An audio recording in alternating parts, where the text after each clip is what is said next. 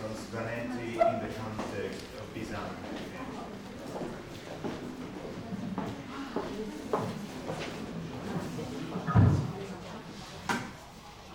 First of all,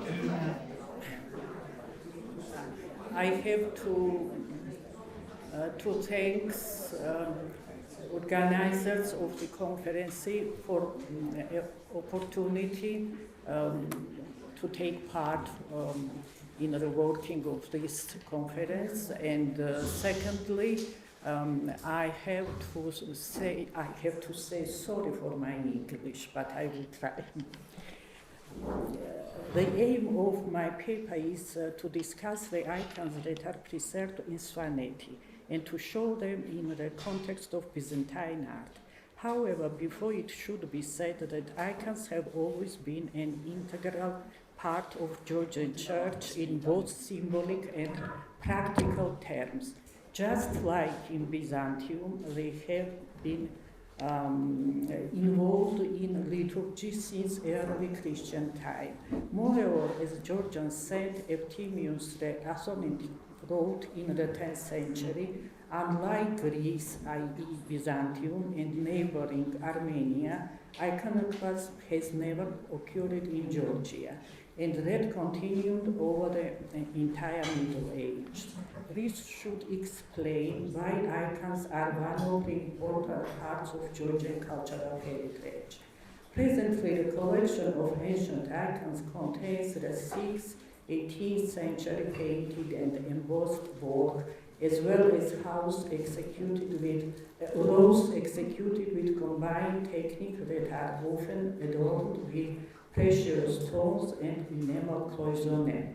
They are distinguished by typological, technical, iconographic, and stylistic diversity and comprise a lot of genuine masterpieces. Presently, major collections of medieval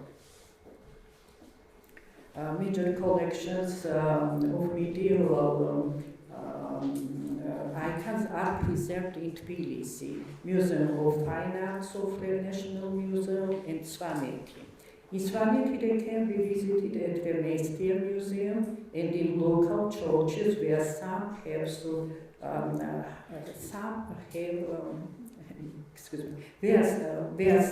survived almost in situ, while others were taken there from other local churches or from the country's central lowlands in the Middle Ages, in order to be preserved or sent to local churches as presents. The icons kept in Svaneti can be divided into several categories. One is the essence of the so-called typical Svaneti school executed by self-taught artists. The second comprises icons of local provenance but painted with rather remarkable skill, while the third is made up of the objects that are differently made in the low-lying regions and belong to the so-called metropolitan school of icon painting. Apart from this, the collection of Svaneti has works of non-Georgian, Byzantine, or Western European art, which makes this collection even more significant for scholars. Considering the time limit of the paper, I will discuss a few of Svanetian icons and try to show you their relation to Byzantine art in iconographic, stylistic, and technical terms. However, before turning to the subject, I would like to remark that as a consequence of the political situation, Georgian-Byzantine relations were not always uniform, but the Georgian Byzantine was, but for Georgians, Byzantine was always religious support, the center of spirituality and education, which secular and religious figures aspired to. As far as culture and art are concerned, here too, indeed, it was the lawmaker to Orthodox Georgians. Also, on the other hand, Georgians never broke off spiritual link with the Holy Land. Jerusalem, Antioch, Sinai and other religious centers where they owned quite a few monasteries. It should also be noted that I am using the term Byzantium in the Byzantine context of Georgian icons in the wide sense of the word, not as a country confined within a single word, but a geographical, cultural area comprising Orthodox countries, including Georgia, which despite Islamic surroundings and difficult historical occurrences was passionately devoted to Christian faith and retained it to the end. Our present national flag and emblem feature Christian symbolics. The first icon I would like to draw your attention, to is a stavroteca with an image of a crucifixion from the Church of Sweeping Mary. Nowadays it is kept in the Western Museum. The thin movable board of the stavroteca depicts a subject which has direct connection with the contents of the icon, or the holy relic of the cross of Golgotha. It is a three-figure composition with half figures of flying angels added to it. It is painted over thin primer very neatly in the manner of miniature paintings. Considering its style, this excellent painting was dated by the turn of the 11th, 12th centuries by Bacci as early as in the 1990s.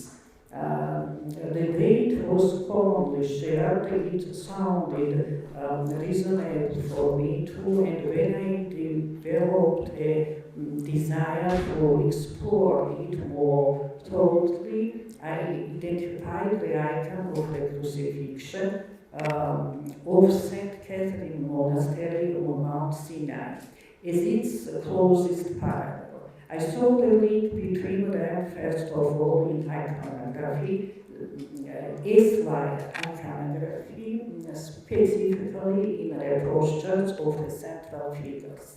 It turned out that in both the body of Christ is bent S-like, while the limbs are particularly thin and lengthened. It is more perceptible on the Georgian icon. The heads are bent to one side in a similar way, and glutes spill similarly profusely from cast. There is particular coincidence in the direction of the water and blood gushing out of the side of Christ, which, according to the Sinai icon, is directed towards the Virgin's right hand, and it had been painted on the Svaneti icon in an analogous way, which is demonstrated by the fragments of the Virgin's damaged heads. I should note that the figure of the Virgin is a certain clue to explaining the theological content of these amazing icons.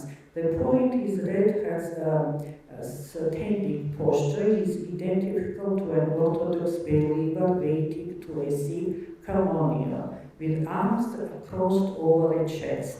I realized it when I became a member of the church myself and put my arms over my chest before receiving communion.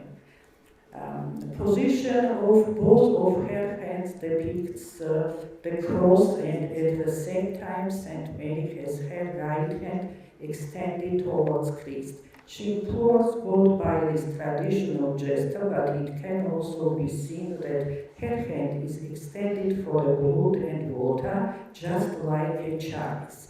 And this is so in the iconographic scheme of both icons. It means that on both icons the Virgin is represented as a symbol of the earthly church, whose one of the biggest sacraments is Eucharist. According to Orthodox rites, communion is practiced with bread and wine offered to a believer from a chalice by a priest. Resulting from the above-mentioned, the blood in the chalice, i.e. in the hand, is conveyed directly while his flesh is crucified, and the Virgin points to it with the same right hand. The same position of the Virgin's hand is seen in the 11th century mosaic paintings of Neamoni and Hosios Lucas and Daphne, which belongs, etc., which belongs to Constantinopolitan school, but it does not show the right hand resembling the chalice. Instead, this iconographic detail is featured on the miniature of a psalm of Vienna, resembling with the Vienna National Library, and a silver work of one of the Athos monastery, which date to the late 11th century. Furthermore, on Sinai Georgian icons, the Virgin has had a head of bold and a mouth facial expression, which emerges in an iconography of the 11th, 12th centuries by the influence of the text of the Mourning of the Virgin by Gregory of Nicomedia, and becomes more dramatic in the 12th, 14th centuries. It can be seen on the case of Queen Tamar's cross murals of the Royal Church of Studenica of the early 16th century, edited from the Transfiguration of Christ Monastery in Meteora of the 14th century, etc., where his posture is contemporarily linked to a man of sorrow. As we see on Georgian and Sinai icons, the subject of the crucifixion is shown by identical interpretation. On both of them, it is represented with liturgical reduction, and in artistic terms is rendered in a rather singular way. Resemblance between them is so clear that in my publication dedicated to these icons, I came to a conclusion that these two icons are executed in imitation of each other. This assumption is proved by the fact that their dimensions are absolutely identical, which indeed is not accidental. It turns out the author of the replica repeated the original in this respect too. In my opinion, the Georgian icon is rendered from the Sinai one, but it is not an exact copy, because it is freely executed and differs from the prototype by further deepening of the symbolic liturgical content of the subject. I mean that on the Georgian version, the body of Christ is more mystically interpreted. By proportions and color, it lies more like a sign symbol of the masculine body than a physical, anatomic one. Moreover, close observation shows that his garment is tied X-like at the waist, just like the name of Christ is printed on the communion bread. By this detail, the artist, unlike that of Sinai, exhibited Christ's body as sacramental bread. In addition, the author of the Svaneti did not repeat the image of the frame of the Sinai icon. It is now they depict Saint's hierarchy so that the central axis has portraits of Saint John the Baptist, angel of the desert, and the patron of the monastery of Saint Catherine, which point to the location of the icon or the desert of Sinai and Saint Catherine Monastery. Unlike the Sinai author, the Swan artist decorated the frame with an ornament typical of Svanetian metalwork and attached 8 shining medallions to it. By this way, are reminded of the biblical date of the second coming of Jesus Christ, which is expected on the 18th day of creation. Completion of these two icons clearly shows Byzantine specific vicinity context of the Georgian icon and the internally free attitude which is always characteristic to creative process, even in the case we are dealing with Christian dogmatic art, which is in fact free within the canonic frames.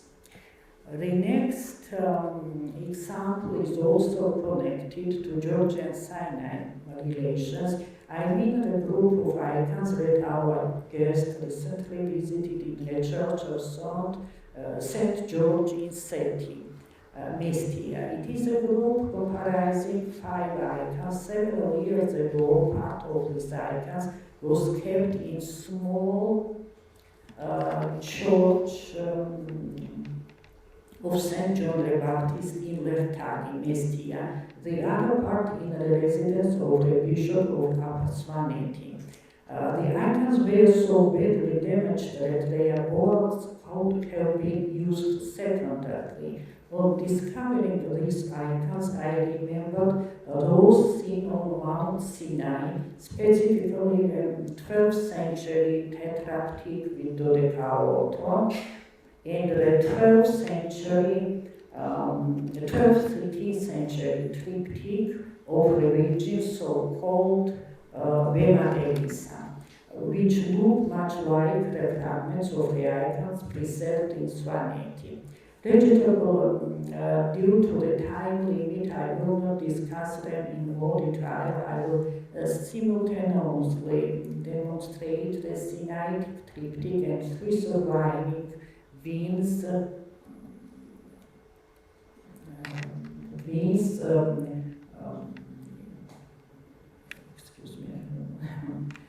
a similar type of icon created in imitation of the former. Location of the feast and details of iconographic schemes on the last board, on pre-last board on the right and depicted identically. Obviously, painting on the rest of the wings of the Georgian triptych was probably rendered like icon is much smaller, and the shape of its 2 central boards differ by configuration. However, there is a logo on its back which is similar to that depicted on the back of a famous Sinai tetraptych painted by a Georgian monk, Ioane Tohami, in the monastery of St. Catherine. These are thin gold and black crosses depicted against a garnet and red backgrounds, and Jesus Christ Nika, the written formula of the triumph of Christ's resurrection. It is now Ioane Tohami created an absolutely unique group of icons on the return of the 11th, 12th centuries. The group contains a tetraptych melodeon and 2 boards added to it. One is the Last Judgment, the earliest icon of this theme, while another depicts a unique multi-tile composition which unites images of Constantinopolitan mark working icons of the Virgin, mirrors of Jesus, and sites of his passion. Considering its theological content, liturgical significance, and perfection of technical artistic level, Tohami's ensemble is distinguished in a collection of icons of the monastery of Catherine. In the first large catalogue of Sinai icons published by Aristotelius in the 1950s, a special chapter is dedicated to this hexaptych, together with an icon of St. George with the image of a Georgian king, because they help with involved Greek Georgian inscription. This old inscription conveys glory of God, explains each image on the menologion, and also contains supplication for Tohami himself. Once Nancy Shevchenko wrote that the Georgian inscriptions were made on the icon later, which in my opinion, is a groundless opinion and results from a scholar not considering the reality of the time. However, the reality of the time implies Georgians' activities not only inside the country but in foreign monasteries too. They lived and worked on Sinai, Black Mountain, in Jerusalem, Sarasminda, Antioch, Constantinople, Mangana, Hora, etc. They owned monasteries on Cyprus, Athos, Sinai, Petriconi, etc. Mount Sinai was visited by well-known religious figure Petre Berian as early as in the 5th century. He was the one who built monasteries in the Christian East near Jerusalem.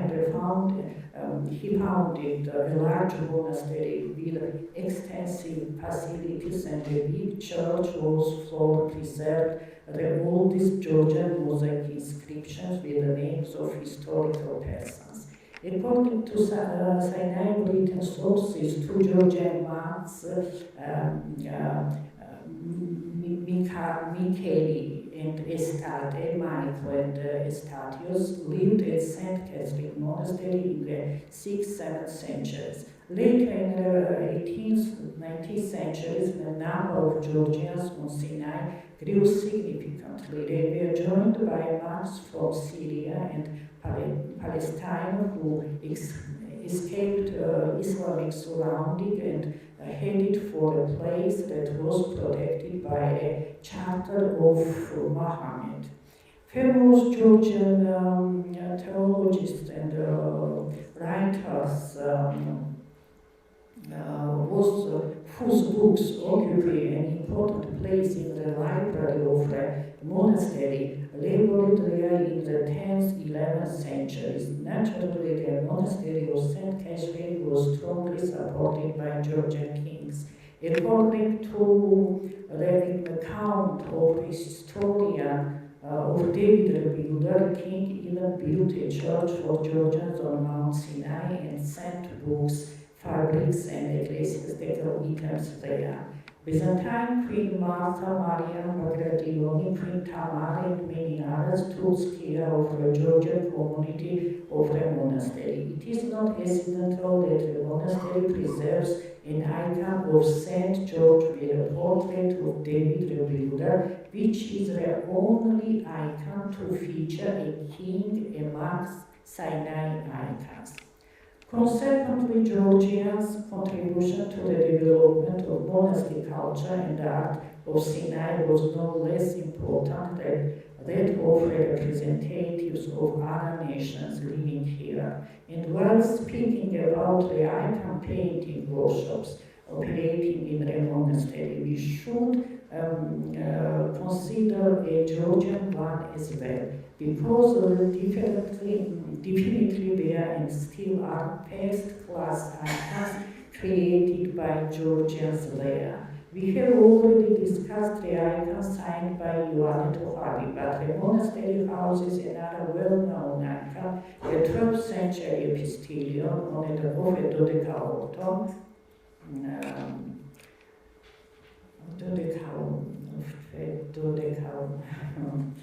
which has an autograph of a Georgian artist. His name is Eshe Kopla or Kopala. Is written on architectural details of the scenes of the Annunciation, the entry into Jerusalem, and the resurrection. Kurt Weitzman, Duberkin, Cheryl Gerstl, and others give this epistolion a particularly high evolution and consider it to be the earliest sample among painted epistolions. Weitzman thinks that this icon is a creation of a Cypriot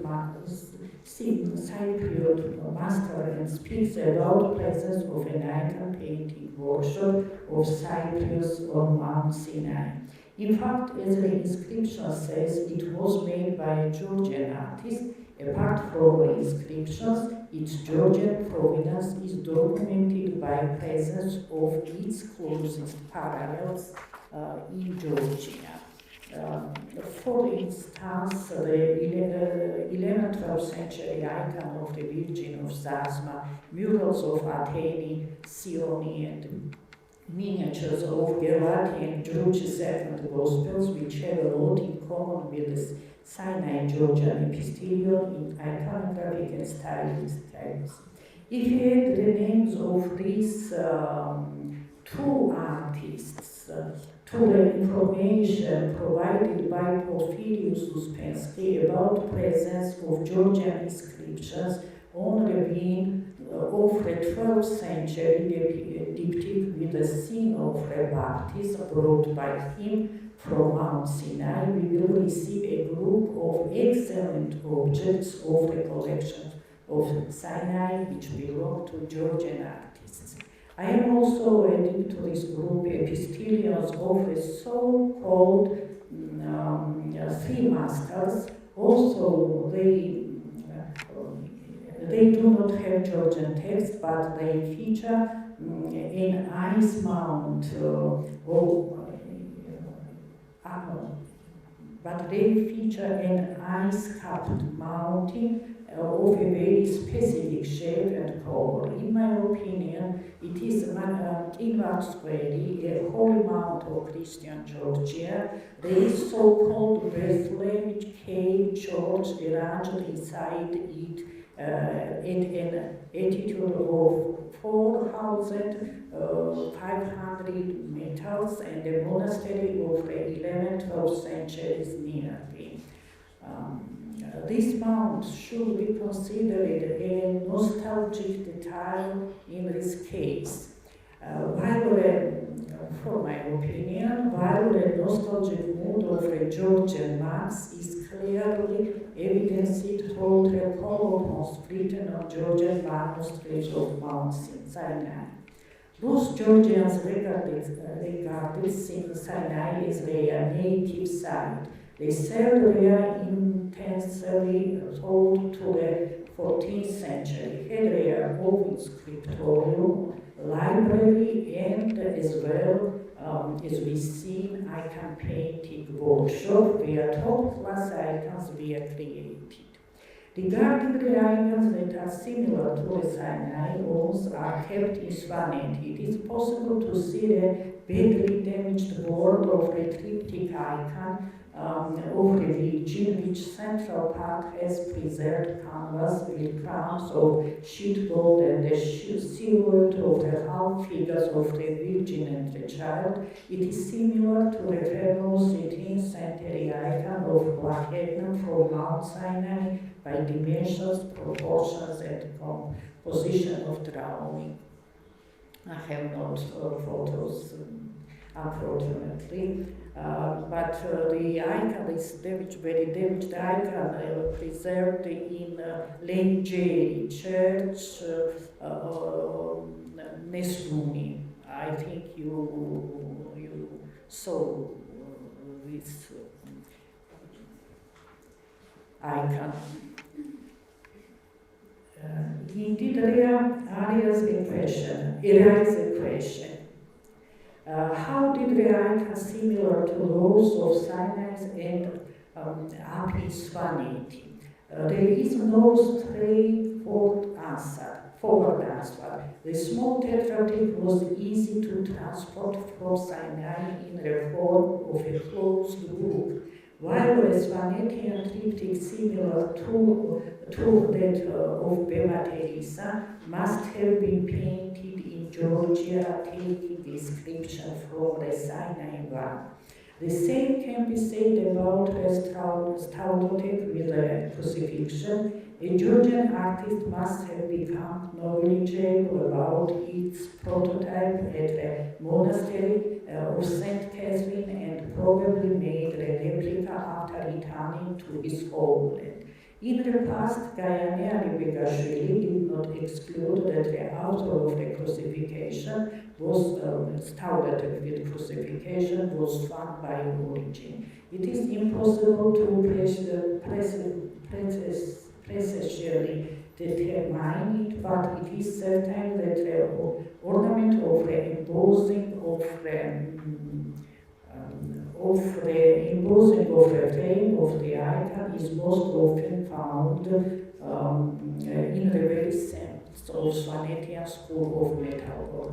Various Sinai Georgian icons in Svaneti from the very beginning were taken to Svaneti to be kept at some period of time. The answer to the question is facilitated by layer painted works.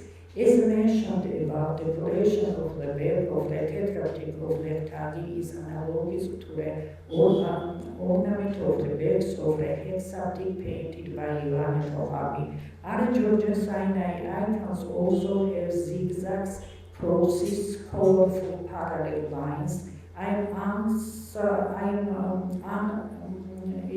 of such a similar method of painting works among the icons of other countries. Moreover, there are several non-professionally painted icons of different times of Svanetian school, whose works are very variated like those from Sinai. It should point to the fact that the so-called copies of Sinai icons were easily available for local masters already in the Middle Ages. I mentioned at the beginning of my paper that the collection of Svanetian icons contains icons brought from Byzantium too, and Byzantium and West Europe too. For example, the Staulotek of Shaliani, preserved at La Luca, an embroidered icon with the resurrection of Jesus Christ, and so-called archive icons kept at the churches of Yenashi and especially Potreri. Little has survived from the painting and metalwork of these icons. However, Takaishvili saw the icons of these churches in better condition during the expedition of 1910s. According to him, donor inscriptions of Queen Tamar's mother and aunt had survived on two painted icons set with precious stones from Potreri Church. Apart from this, there were reliquary icons of various shapes, whose boards can still be seen in the church, a board of a staulotek which has the same size and shape as the one featuring the crucifixion from Skumari, and also several folding icons for relics executed with a mixed technique.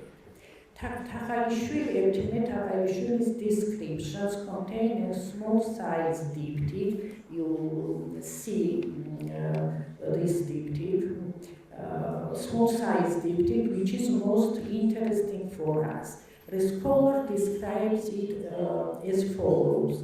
The icon with many relics and miniature pictures painted on parchment that are covered with glass, just like the cross of Yenashi.